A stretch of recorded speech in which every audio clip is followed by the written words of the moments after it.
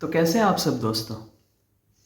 सचिन के स्टूडियो में आप सभी का बहुत बहुत स्वागत है। एक मिनट अंदर आने से पहले अपने सामान जैसे कि दुख, कष्ट, पीड़ा, ये सब बाहर ही छोड़ कर आए। मैं गारंटी लेता हूँ कि ये सारे सामान ज़रूर चोरी हो जाएंगे। अंदर आइए, इत्मीनान से बैठिए। समय समय पर आप सभी को खुशी, हंसी, सुकून, सुख की भेंट अवश्य मिलती रहेगी, वादा है मेरा। अब बस इत्मीनान से बैठिए और कहानी सुनिए। तो आज जो कहानी मैं आप सभी को सुनाने जा रहा हूँ उसका नाम है खजाने की थैली। तो आइए हम सब साथ मिलकर वो कहानी सुनते हैं।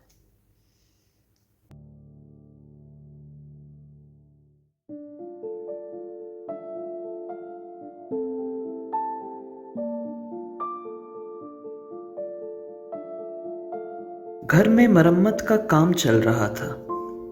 पेचकस, हथौड़े और कुछ अन्य औजारों की जरूरत महसूस हुई तो मुझे घर के स्टोर रूम से औजारों का डब्बा लाने को कहा गया।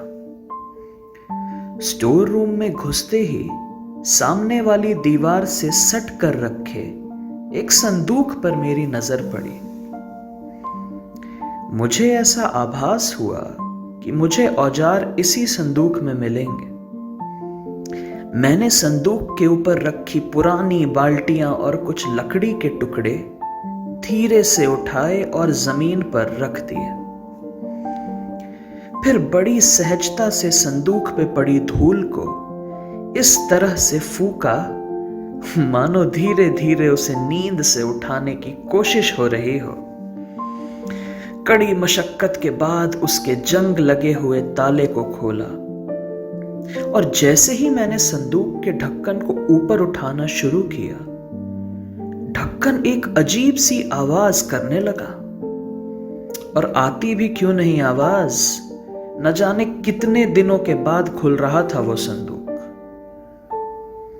देखते ही देखते सुस्त पड़ा हुआ कमरा अंगड़ाइयां लेने लगा, मानो सालों की नींद पूरी करके आज ही जगा हो।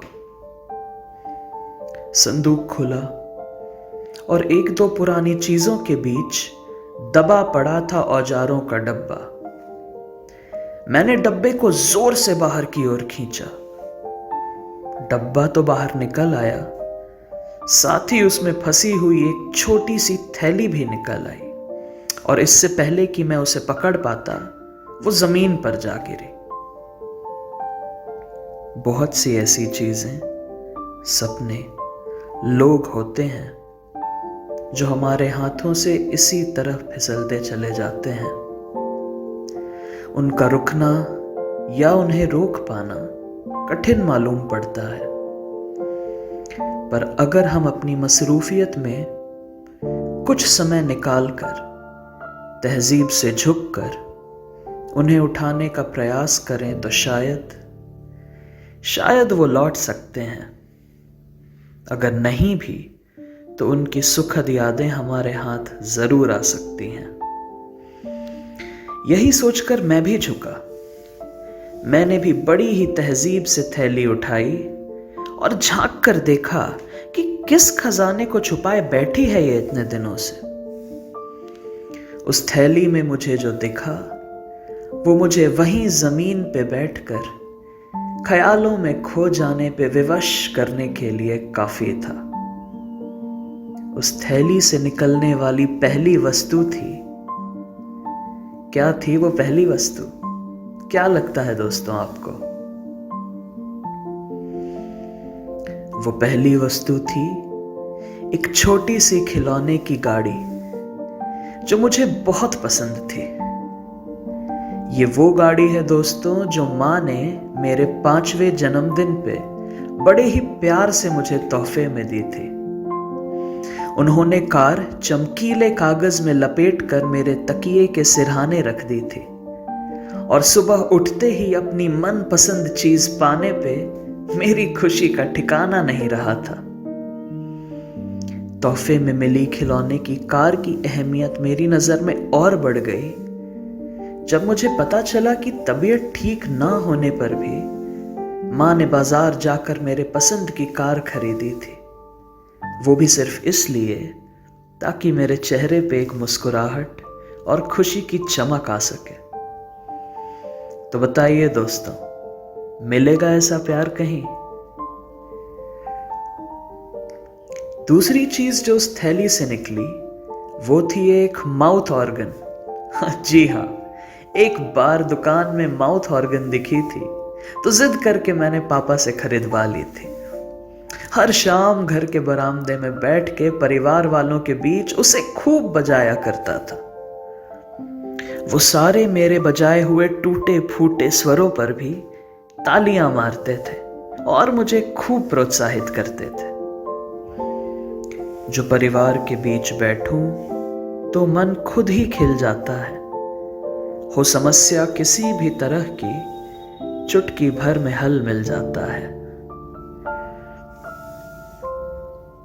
फिर उस थैली से निकली एक टी शर्ट सफेद रंग की, जिस पे लिखी थी खूब सारी बातें, कुछ मेरी तारीफें, कुछ मजाकिया किस्से, कुछ दोस्ती की कहावतें, और इन सब के साथ थे बहुत सारे हस्ताक्षर।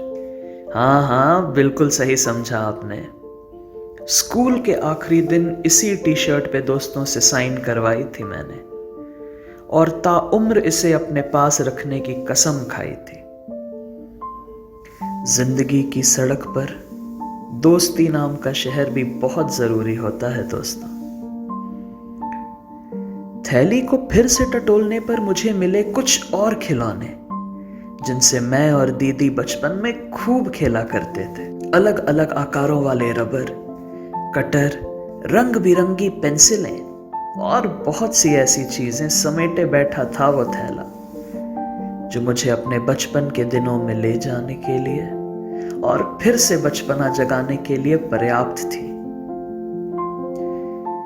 मैं उस थैले को और उन सारी अमूल्य वस्तुओं को अपने हाथों में लिए खोया रहा अपने बचपन की गलियों में, जहां चंचलता के मकान हुआ करते थे, बेफिक्री के मैदान हुआ करते थे, जहां आती थी पेड़ों से सुकून की हवाएं, जहां टॉफियों और चक्रियों के ठेले लगा करते थे। दरअसल वो थैली थी ही नहीं, वो थी एक दुनिया जो समेटे हुई थी खुद के भीतर मेरे बचपन के हसीन किस्से, मेरे बचपन की हसीन यादें।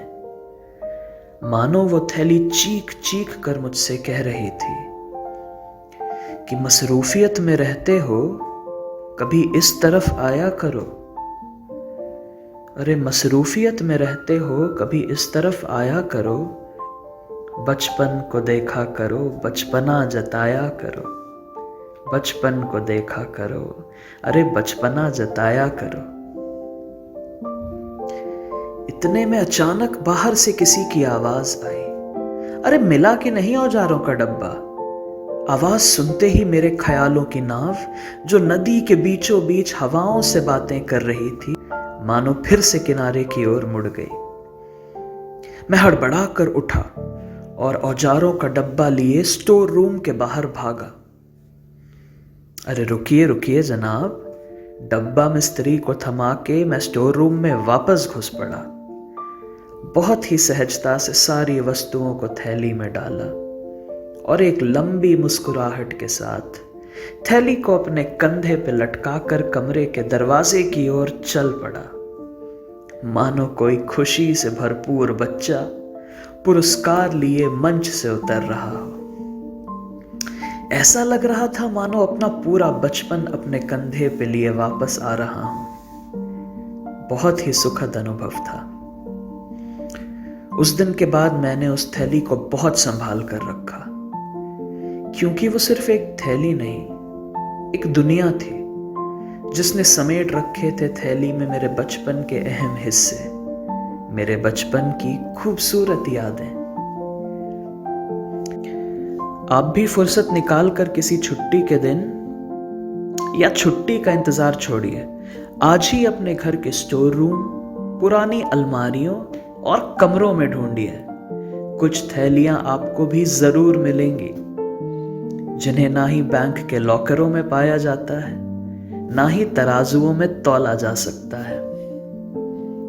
ये थैलियां, ये चीज़ें बस मिल जाती हैं अचानक, दौड़ भाग से भरे जीवन के बीचों बीच, और ज़रा सा ठहराव, ज़रा सी मुस्कुराहट देकर अचानक कहीं गायब भी हो जाती हैं, फिर किसी दिन इसी तरह वापस आने के लिए, हमें ठहरना सिखाने के लिए, हमें सहज बनाने के लिए।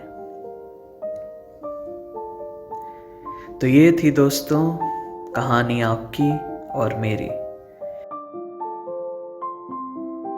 उम्मीद करता हूँ कि ये कहानी आप सभी को पसंद आई होगी।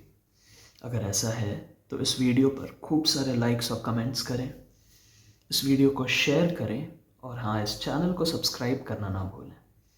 हम फिर जल्दी ही मिलते हैं ऐसी ही एक प्यारी सी कहानी के साथ। तब तक के लिए ख्याल रखें।